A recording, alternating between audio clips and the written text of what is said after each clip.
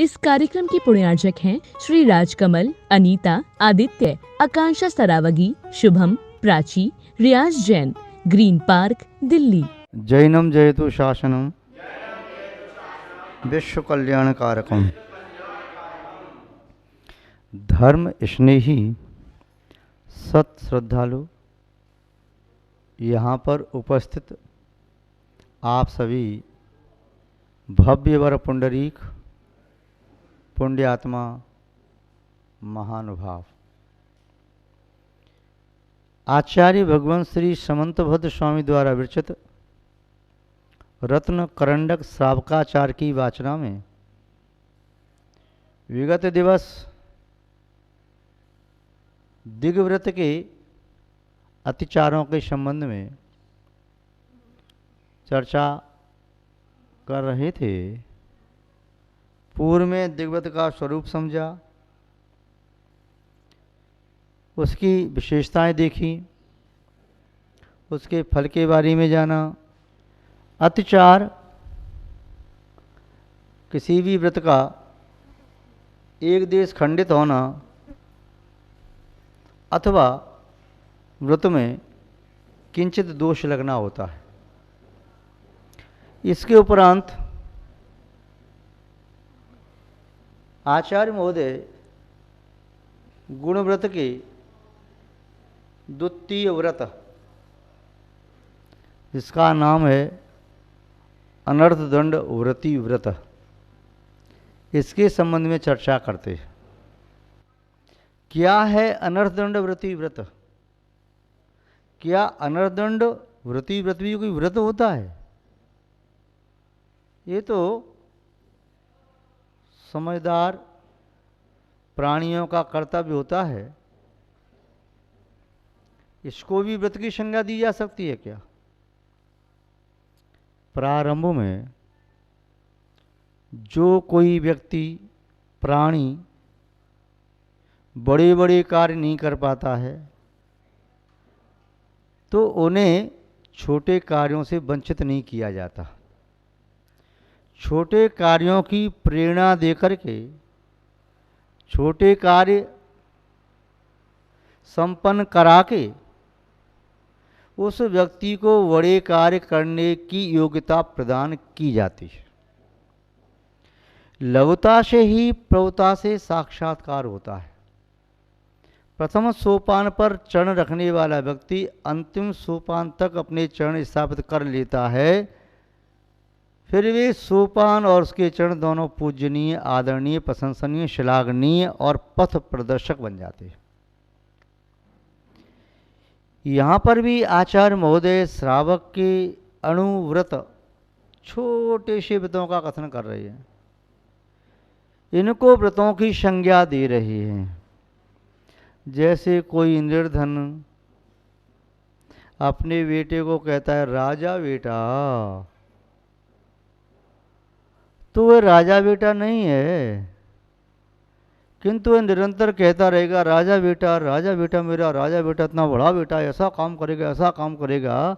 प्रेरणा पाते पाते वह अपनी क्षमता को पूर्ण विकसित करके उस अवस्था को प्राप्त कर सकता है। यदि उसको मोटिवेट किया जाएगा, हतोत्साहित, तो वह आगे तो बढ़ेगा ही नहीं। जहाँ खड़ा है वहाँ पर खड़ा रहना भी उसके लिए मुश्किल हो जाएगा। तूफान यदि सामने से आ रहा हो तो उसमें चलना तो मुश्किल है ही। यदि कोई व्यक्ति एक जगह खड़े होकर के अपनी स्थिति संभाल पाए, ये भी मुश्किल है। हो सकता है तूफान के वेग से वह धराशायी भी हो सकता है और पीछे की ओर गति भी कर सकता है और पतित भी हो सकता है। इसलिए आचार्य महोदय श्रावकों के अणुव्रतों की बड़ी प्रशंसा कर रहे हैं। और प्रशंसा करने का आशय होता है किसी के छोटे कार्य को भी सराहना, उसके सद्गुणों को, अच्छाइयों को एक साथ उद्घाटित कर देना और बुराइयों का उसमें जिक्र नहीं करना, ये कहलाती है प्रशंसा और प्रोत्साहित करना।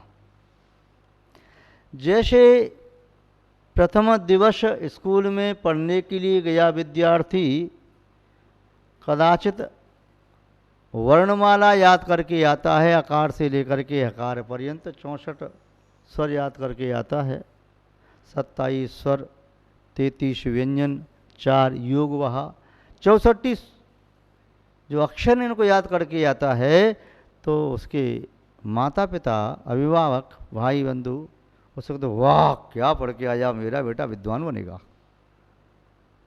इन 64 अक्षरों को पढ़ कर के उसे कह दिया विद्वान बनेगा, विद्वान बन गया, विद्वान बन गया। क्यों? 64 अक्षरों से ही समस्त हिंदी के कार्य संपन्न होते हैं, 65वां कोई अक्षर होता नहीं। अंग्रेजी की बात करें तो 26 लेटर्स होते हैं अल्फ़ाबेट, ए से लेकर के जेड तक, ए टू जेड। 27वां कोई अक्षर इंग्लिश का नहीं होता। पढ़ लिया और यह सुना रहा है घर वालों को, अरे वाह, सब उसकी पीठ थपथपा रही है। तो पीठ थपथपाने से, प्रशंसा करने से वह बालक केवल ये 26 अक्षर ही याद नहीं रखेगा, अब 26 अक्षरों में से जोड़ करके जो वर्ड्स बनेंगे उनको भी याद करने की कोशिश करेगा, फिर वाक्य भी बनाएगा, शनि शनि और आगे बढ़ता जाएगा।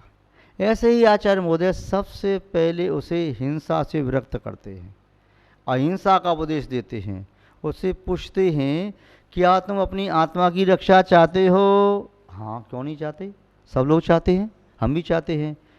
अपनी आत्मा की रक्षा करनी है तो इसकी रक्षा ऐसे नहीं होगी कि आप कवच बना लो, किसी कमरे में घुस जाओ, कमरा बंद कर लो और फिर चौकीदार पहरेदार बाहर खड़े कर दो तो सुरक्षा हो जाएगी, ऐसे नहीं होगी। फिर क्या उपाय है, कैसे रक्षा करूँ मैं अपनी?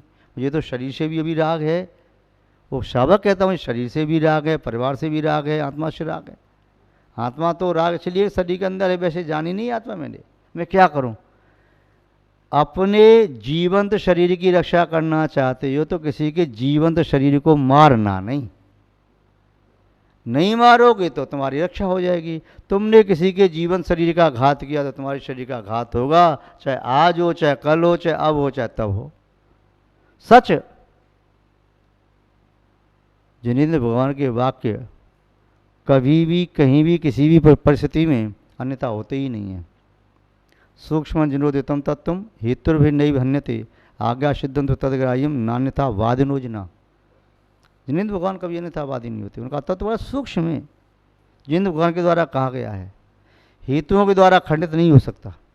उनकी जो आज्ञा है वह ग्रहण करने योग्य कल्याण में। अहिंसा से मेरी कभी हिंसा नहीं होगी, कभी नहीं होगी। सबको अभय दान दो, तुम्हें अभय नियम से मिलेगा। तो मैं तो अहिंसा अनुव्रत का पालन करूंगा, फिर अहिंसा सत्य, अहिंसा महावत का पालन नहीं, पहले छोटे छोटे व्रतों को पालो, अभी तुम बड़े नहीं पाल पाओगे। अभी चम्मच से दूध पीने वाला व्यक्ति बाल्टी उठा करके पीने की सामर्थ्य नहीं रख सकता, चम्मच से पियो। और जो चम्मच से पीना नहीं जानते हैं उन्हें माँ का दूध पीना होता है। माँ का दूध न मिले तो परिस्थिति विशेष बोतल से नप्पा लगा के दूध पीते, किंतु उसे बाल्टी भर के दूध नहीं पिलाया जाता। ऐसे ही जो शावक अभी संसार शरीर भोगों से विरक्त हुए हैं, महाव्रती बनने का भाव है, अच्छी बात है। भाव के साथ साथ उनका सामर्थ्य कितना है। कहता तो है मैं 1 क्विंटल वजन उठा लूँगा, पहले परीक्षा लेके देख लो 2 किलो उठा पाएगा नहीं उठा पाएगा। ऐसा नहीं 5 किलो के बाँट उठाने में इसकी हड्डी टूट जाए, कोई फ्रैक्चर हो जाए।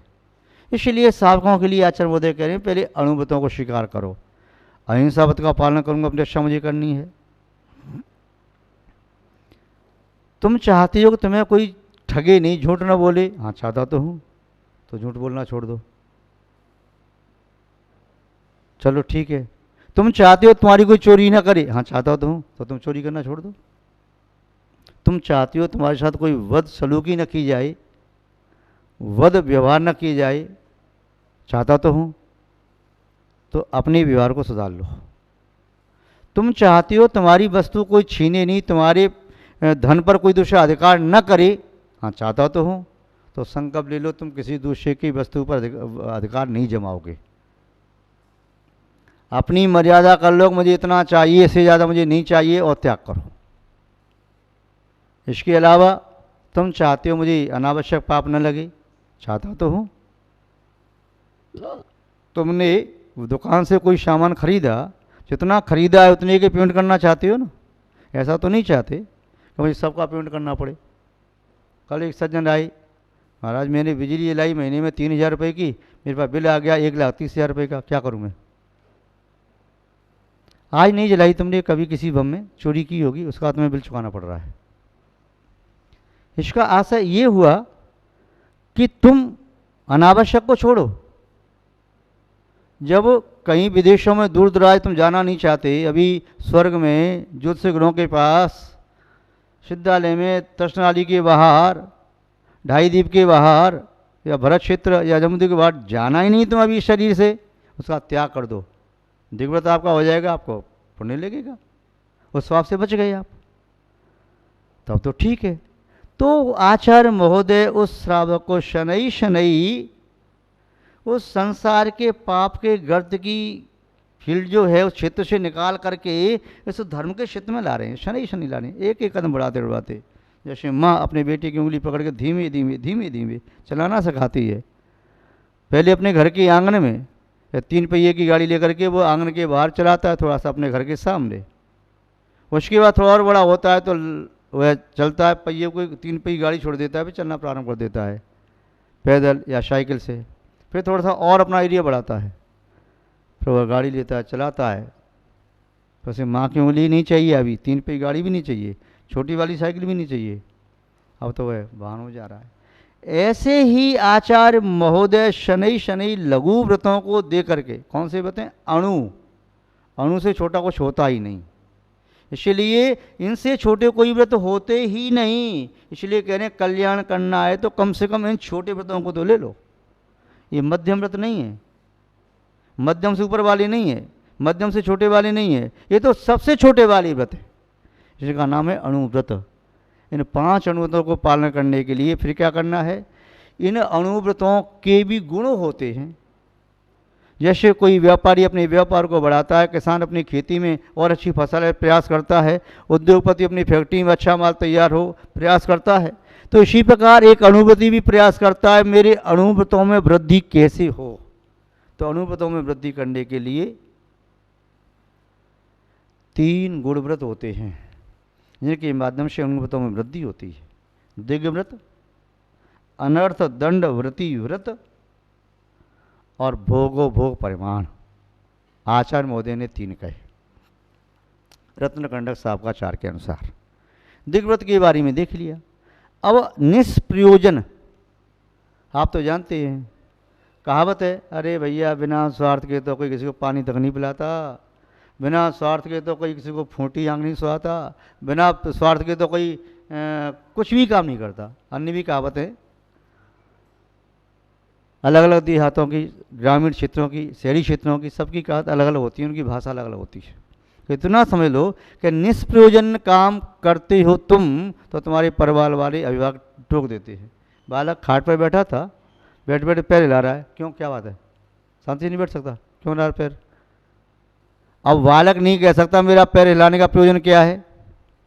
एक डॉक्टर आया, उसने कहा ठीक हिलाने दो, क्यों? पैर हिलाता रहेगा तो उसे तनाव नहीं होगा, ये अनावश्यक काम कर रहा है, बॉडी मूवमेंट करती रहेगी, ठीक है फिर हिला ले, प्रयोजन है तो हिला ले। कोई व्यक्ति धूप में दौड़ रहा है, बालक दौड़ रहा है, कौन दौड़, यहाँ बैठ शांति छाया में, उसने कहा नहीं दौड़ने दो, एक साथ शरीर मजबूत हो जाएगा दौड़ने से, जितना पसीना बहेगा ना जीवन में उतना इसको खून नहीं बहाना पड़ेगा, करने दो मेहनत से, धूप में, गर्मी में, सर्दी में घूमने दो, फिर इसे रोगों से बचाने की आवश्यकता नहीं पड़ेगी। प्रयोजन सिद्ध हो गया तो अपना रोग हो गए। निष्प्रयोजन अपने बच्चों से कोई भी काम आप लेते नहीं, करने नहीं देते, नहीं पता क्या कैसा क्यों कर रहा, ये क्यों का प्रश्न चिन्ह है ना, हर कार्य के पीछे लगा है। तो यहाँ पर भी आचार्य महोदय कह रहे हैं जो कार्य अनर्थ हैं, पहली बार तो क्या है, अर्थहीन, क्या अर्थहीन कार्य भी नहीं करना चाहिए। कोई प्राणी अर्थहीन कार्य करना नहीं चाहता, करता है तो रथ्या पुरुष कहलाता है, मूर्ख कहलाता है, मूढ़ कहलाता है। तो अर्थ वत कार्य करो, सारभूत कार्य करो। अब आचार्य महोदय कह रहे हैं कि कार्य कैसे मत करो, अर्थहीन के साथ साथ यदि आपको पाप देने वाले हैं तो भी मत करो। सार तो मिल नहीं रहा, कोयले की दलाली क्यों कर रही हो, काले हाथ आपके होंगे, कुछ नहीं मिलेगा। अरे कांटों का व्यापार क्यों कर रहे हो, हाथ में तुम्हारी चुभेंगे, लहूलुहान हाथ हो जाएंगे। क्या कर रहे, प्याज को काट काट के क्यों बेच रहे हो, तुम्हें कुछ मिल रहा है नहीं, तुम्हारी आंखें आंसू वैसे व्यर्थ में बह जाएंगे। तो क्यों ऐसा कर रहे, तुम्हें लाभ तो कुछ हो नहीं रहा, हानि हो रही है। वही बात आचार्य महोदय कह रहे हैं, अभ्यंतर दिग्वधि रपार्थ के विषपाप योगेभ्य विरमण मन दंड व्रतम च विदुर्व्रत धरा ग्रंड्य। व्रत धरा अग्रंड्य, व्रतों को धारण करने वाले पुरुषों में, महापुरुषों में जो अग्रणी है, ऐसे तीर्थंकर प्रभु ने कहा कि अभ्यंतर दिग्वधि, दिग्व्रत की मर्यादा ले ली, उसके अंदर भी क्या करो, अपार्थ के भी अप अर्थ, जिसका कोई अर्थ ही नहीं है, प्रयोजन रहित, अप्रयोजनीय, प्रयोजनीय कार्य करो, अप्रयोजनीय न करो। फिर स्वपाप योगिव्य, उसमें पाप का आसवर होगा। ऐसा क्यों करो, अरे मैं तो वहाँ जा कर के खड़ा हो गया, धूप में क्यों खड़ा हो गया, वो जुआ खेल रहे थे, संयोग की बात जुआ खेलने वाले को पकड़ने पुलिस आई, मुझे पकड़ के ले गई, तो खड़ा क्यों हुआ, कोई प्रयोजन था नहीं। तो ऐसा कार्य कौन करेगा कि जिसमें पाप का बंध हो रहा है, कोई अर्थ सिद्ध नहीं हो रहा है, मूर्खों जैसा काम क्यों कर रहा है, इतनी बुद्धि तो रख। तो आचार्य महोदय कह रहे हैं, ऐसे कार्यों से विरक्त हो जाओ, इसका नाम ये अनर्थ दंड व्रति व्रत, विरमणम अनर्दंड। तो अनर्दंड से व्रत होने का नाम अनर्वृति व्रत है, इसका पालन शक्ति अनुसार करो। आज बस इतना ही, शेष चर्चा आगे करेंगे। जो बोले श्री शांतनाथ भगवान की, परम पूज्य आचार्य गुरुदेव श्री विद्यानंद जी महाराज की, अहिंसामय विश्व धर्म की, जैनम जयतु शासनम विश्व कल्याण कारकम। इस कार्यक्रम के पुण्यार्चक थे श्री राजकमल, अनीता, आदित्य, आकांक्षा सरावगी, शुभम, प्राची, रियाज जैन, ग्रीन पार्क, दिल्ली।